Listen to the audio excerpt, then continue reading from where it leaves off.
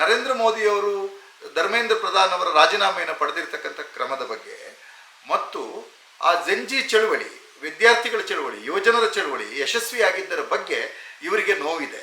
ಆದರೆ ಎಲ್ಲ ಶಾಸಕರುಗಳ ಮಾತುಗಳು ಒಂಥರ ಇದ್ರೆ, ಉಡುಪಿಯ ವಿಧಾನಸಭೆ ಕ್ಷೇತ್ರದ ಶಾಸಕರಾದಂಥ ಶ್ರೀ ಯಶ್ಪಾಲ್ ಸುವರ್ಣ ಅವರು ತುಂಬಾ ಅಧಿಕ ಪ್ರಸಂಗದ ಮಾತುಗಳನ್ನು ಆಡಿದ್ದಾರೆ. ಒಬ್ಬ ಅಸಹಾಯಕನಾಗಿರ್ತಕ್ಕಂಥ ವಯೋವೃದ್ಧನಾಗಿರ್ತಕ್ಕಂಥ ವ್ಯಕ್ತಿಯನ್ನ ಉಡುಪಿಯ ಪರಿಸರದಲ್ಲಿ ಹಲ್ಲೆ ಮಾಡಿ ಕೊಲ್ಲುವ ಹಂತಕ್ಕೆ ಹೋಗಿರ್ತಕ್ಕಂಥವರು ಯಶ್ಪಾಲ್ ಸುವರ್ಣ ಅವರು.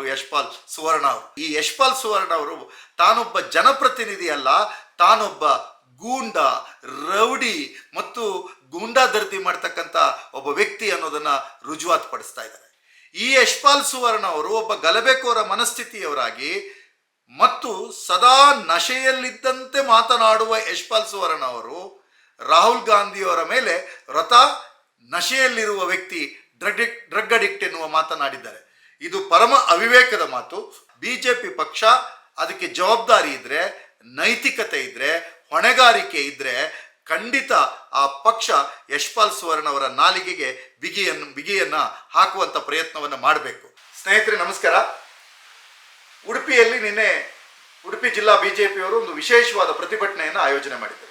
ಆ ಪ್ರತಿಭಟನೆ ವಿಶೇಷ ಅಂತ ಯಾಕೆ ಹೇಳಿದೆ ಅಂತಂದ್ರೆ, ಕೇಂದ್ರದಲ್ಲಿ ಆಡಳಿತ ಇರುವ ಬಿಜೆಪಿ ನೇತೃತ್ವದ, ಅರ್ಥಾತ್ ನರೇಂದ್ರ ಮೋದಿ ಅವರ ನೇತೃತ್ವದ ಸರ್ಕಾರ ದೆಹಲಿಯ ಜಂತರ್ ಮಂತರ್ನಲ್ಲಿ ನಡೆದಿರ್ತಕ್ಕಂಥ ಚಳುವಳಿಯನ್ನ ಹತ್ತಿಕ್ಕುವ ಎಲ್ಲ ಪ್ರಯತ್ನವನ್ನು ಮಾಡಿ ಮಕ್ಕಳಿಗೆ, ಯುವಕರಿಗೆ, ವಿದ್ಯಾರ್ಥಿಗಳಿಗೆ ಘನಘೋರವಾದಂಥ ಲಾಠಿ ಚಾರ್ಜ್, ಕ್ರೌರ್ಯಗಳನ್ನು ನಡೆಸಿ, ಅದಾದ ನಂತರವೂ ಸಹಿತ ಆ ಕಾಕ್ರೋಚ್ ಜನತಾ ಪಾರ್ಟಿಯ ನೇತೃತ್ವದ ಮತ್ತು ಈ ದೇಶದ ಯುವಜನರ, ವಿದ್ಯಾರ್ಥಿಗಳ ಒಂದು ಚಳುವಳಿಗೆ ತಲೆಬಾಗಿದ ಕೇಂದ್ರ ಸರ್ಕಾರ ಅವರ ಎಲ್ಲ ಬೇಡಿಕೆಗಳನ್ನು ಸಹ ಭಾಗಶಃ ಈಡೇರಿಸುವಂತಹ ಒಂದು ಪ್ರಯತ್ನವನ್ನ ಮಾಡಿದೆ.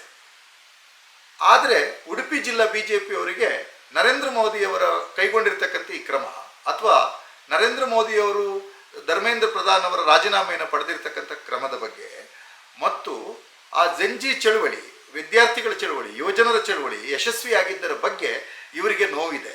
ಯಾಕೆ ನೋವಿದೆ ಅನ್ನುವಂಥ ಮಾತನ್ನು ಹೇಳ್ತಿದ್ದೀನಿ ಅಂತಂದ್ರೆ, ಇವರದ್ದೇ ನೇತೃತ್ವದ ಸರ್ಕಾರ ಚಳುವಳಿಗಾರರನ್ನ ಹತ್ತಿಕ್ಕುವ ಪ್ರಯತ್ನ ಮಾಡಿ ವಿಫಲವಾದ ನಂತರ ಅವರೆಲ್ಲ ಬೇಡಿಕೆಗಳನ್ನು ಈಡೇರಿಸುವ ಹಂತದಲ್ಲಿರುವಾಗ ಅದರ ವಿರುದ್ಧವಾಗಿ ಕಾಕ್ರೋಚ್ ಜನತಾ ಪಾರ್ಟಿಯ ಚಳುವಳಿಯ ವಿರುದ್ಧವಾಗಿ, ಅರ್ಥಾತ್ ಯುವಜನರ ವಿರುದ್ಧವಾಗಿ, ವಿದ್ಯಾರ್ಥಿಗಳ ವಿರುದ್ಧವಾಗಿ ಮತ್ತು ಪ್ರಶ್ನೆ ಪತ್ರಿಕೆಗಳನ್ನು ಸೋರಿಕೆ ಮಾಡುವವರ ಪರವಾಗಿ ಉಡುಪಿ ಜಿಲ್ಲೆಯ ಬಿಜೆಪಿ ಒಂದು ಹೋರಾಟವನ್ನು ಆಯೋಜನೆ ಮಾಡುತ್ತೆ.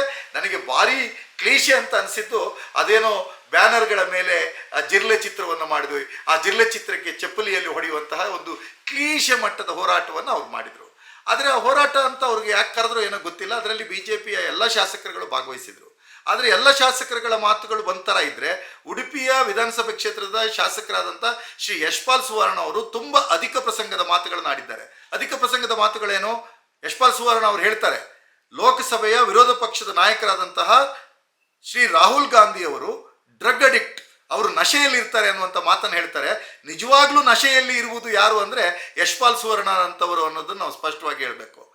ರಾಹುಲ್ ಗಾಂಧಿಯವರು ಒಬ್ಬ ಯೋಗಪಟು. ರಾಹುಲ್ ಗಾಂಧಿಯವರು ವಿಪಶ್ಯನ ಯೋಗ ಪದ್ಧತಿಯನ್ನ ಫಾಲೋ ಮಾಡ್ತಾರೆ.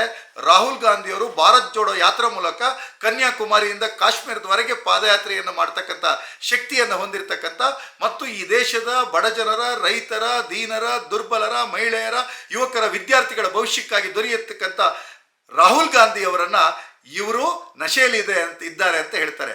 ನಶೆಯಲ್ಲಿರುವುದು ಇವರು. ಯಾಕೆಂದ್ರೆ ಒಬ್ಬ ಅಸಹಾಯಕನಾಗಿರ್ತಕ್ಕಂಥ ವಯೋವೃದ್ಧನಾಗಿರ್ತಕ್ಕಂಥ ವ್ಯಕ್ತಿಯನ್ನ ಉಡುಪಿಯ ಪರಿಸರದಲ್ಲಿ ಹಲ್ಲೆ ಮಾಡಿ ಕೊಲ್ಲುವ ಹಂತಕ್ಕೆ ಹೋಗಿರ್ತಕ್ಕಂಥವರು ಯಶ್ಪಾಲ್ ಸುವರ್ಣ ಅವರು.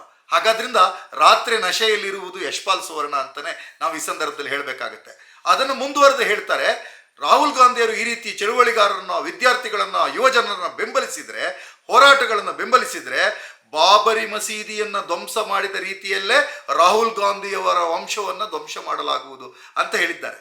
ಇದು ಕಾರುಣ್ಯ ಮೂರ್ತಿಯಾಗಿರ್ತಕ್ಕಂಥ ಉಡುಪಿಯ ಶ್ರೀಕೃಷ್ಣ ನೆಲೆ ಹೊಂದಿರುವ, ಇಡೀ ಉಡುಪಿಯನ್ನ ಪೊರೆಯುವ ಚಂದ್ರಮೌಳೀಶ್ವರ ಮತ್ತು ಅನಂತೇಶ್ವರರು ನೆಲೆಗೊಂಡಿರುವ ಉಡುಪಿಯ ಜಾಗದಿಂದ ಬಂದಿರತಕ್ಕಂಥ ಒಬ್ಬ ಶಾಸಕ ಆಡುವ ಮಾತಾಗ್ಲಿಕ್ಕೆ ಸಾಧ್ಯವಿಲ್ಲ.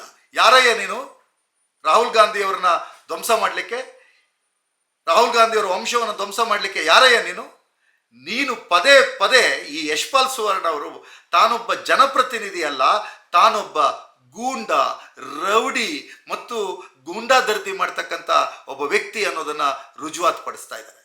ತಾಕತ್ತಿದ್ರೆ ಕರ್ನಾಟಕ ವಿಧಾನಸಭೆಯಲ್ಲಿ ಮಾತನಾಡಿ ಜಯಿಸ್ಕೋಬೇಕಿತ್ತು. ಈ ಮೂಲಕ ಯಶ್ಪಾಲ್ ಸುವರ್ಣ ಅವರು ಬಿಜೆಪಿಯ ಕಾರ್ಯಕರ್ತರನ್ನ ಇತರೆ ರಾಜಕೀಯ ಪಕ್ಷಗಳ ಕಾರ್ಯಕರ್ತರ ಮೇಲೆ ಎತ್ತಿ ಕಟ್ಟುವ ಒಂದು ಹುನ್ನಾರವನ್ನ ಮಾಡಿ ಗಲಭೆಗೆ ಪ್ರಚೋದನೆಯನ್ನು ಮಾಡಿದ್ದಾರೆ. ಈ ಯಶ್ಪಾಲ್ ಸುವರ್ಣ ಅವರು ಒಬ್ಬ ಗಲಭೆಕೋರ ಮನಸ್ಥಿತಿಯವರಾಗಿ ಮತ್ತು ಸದಾ ನಶೆಯಲ್ಲಿದ್ದಂತೆ ಮಾತನಾಡುವ ಯಶ್ಪಾಲ್ ಸುವರ್ಣ ಅವರು ರಾಹುಲ್ ಗಾಂಧಿಯವರ ಮೇಲೆ ನಶೆಯಲ್ಲಿರುವ ವ್ಯಕ್ತಿ, ಡ್ರಗ್ ಅಡಿಕ್ಟ್ ಎನ್ನುವ ಮಾತನಾಡಿದ್ದಾರೆ. ಇದು ಪರಮ ಅವಿವೇಕದ ಮಾತು. ಮತ್ತು ಈ ಮುಖೇನ ಯಶ್ಪಾಲ್ ಸುವರ್ಣ ಅವರು ಮುಗಿದು ಹೋಗಿರುವ ಬಾಬರಿ ಮಸೀದಿ ಧ್ವಂಸದ ವಿಚಾರವನ್ನ ಮತ್ತೆ ಜೀವಂತಪಡಿಸಿ ಇನ್ಯಾವುದೋ ಧರ್ಮಗಳ ನಡುವೆ ಗಲಭೆಯನ್ನ ಎಬ್ಬಿಸುವ, ಪರಸ್ಪರರನ್ನು ಎತ್ತಿ ಕಟ್ಟುವ ಮತ್ತು ಸಮಾಜದಲ್ಲಿ ಅಶಾಂತಿಯನ್ನು ಉಂಟು ಮಾಡುವ ಪ್ರಯತ್ನವನ್ನು ಮಾಡ್ತಿದ್ದಾರೆ. ಯಶ್ಪಾಲ್ ಸುವರ್ಣ ಅವರ ಈ ಮಾತಿಗೆ ಸಂಪೂರ್ಣ ಧಿಕ್ಕಾರವನ್ನು ಹೇಳ್ತಾ, ಬಿಜೆಪಿ ಪಕ್ಷ ಅದಕ್ಕೆ ಜವಾಬ್ದಾರಿ ಇದ್ರೆ, ನೈತಿಕತೆ ಇದ್ರೆ, ಹೊಣೆಗಾರಿಕೆ ಇದ್ರೆ ಖಂಡಿತ ಆ ಪಕ್ಷ ಯಶ್ಪಾಲ್ ಸುವರ್ಣ ಅವರ ನಾಲಿಗೆಗೆ ಬಿಗಿಯನ್ನ ಹಾಕುವಂತ ಪ್ರಯತ್ನವನ್ನ ಮಾಡಬೇಕು. ಅದನ್ನ ಮಾಡ್ತಕ್ಕಂಥ ಯಾವುದೇ ಸಾಧ್ಯತೆಗಳು ಬಿಜೆಪಿಯ ಮಟ್ಟದಲ್ಲಿ ಕಾಣ್ತಾ ಇಲ್ಲ. ಮತ್ತು ಆ ಸಭೆಯಲ್ಲಿ ಯಶ್ಪಾಲ್ ಸುವರ್ಣ ಮಾತನಾಡುವಾಗ ಇದ್ದಂತಹ ಗುರುಮೆ ಸುರೇಶ್ ಅಣ್ಣ, ಕಾರ್ಕಳದ ಸುನಿಲ್ ಕುಮಾರ್, ಇವರೆಲ್ಲರೂ ಸಹಿತ ಯಶ್ಪಾಲ್ ಸುವರ್ಣ ಅವರ ಈ ಕುಕೃತ್ಯಕ್ಕೆ, ಈ ಕ್ರಿಮಿನಲ್ ಒಳಸಂಚಿಗೆ ಭಾಗಿಯಾಗಿದ್ದಾರೆ ಅನ್ನೋದನ್ನ ನಾವು ಸ್ಪಷ್ಟವಾಗಿ ಹೇಳಬೇಕಾಗಿದೆ. ಯಶ್ಪಾಲ್ ಸುವರ್ಣ ಅವರ ಅಭಿವೃದ್ಧಿ ಶೂನ್ಯವಾದಂಥ ರಾಜಕಾರಣಕ್ಕೆ, ವಿವೇಕ ಶೂನ್ಯವಾಗಿರ್ತಕ್ಕಂಥವರ ನಡವಳಿಕೆಗೆ ಕಾಂಗ್ರೆಸ್ ಪಕ್ಷ ಸ್ಪಷ್ಟ ವಿರೋಧ ಮತ್ತು ಅವರ ಮಾತುಗಳಿಗೆ ಧಿಕ್ಕಾರವನ್ನ ಹೇಳ್ತಾ ಇದೆ.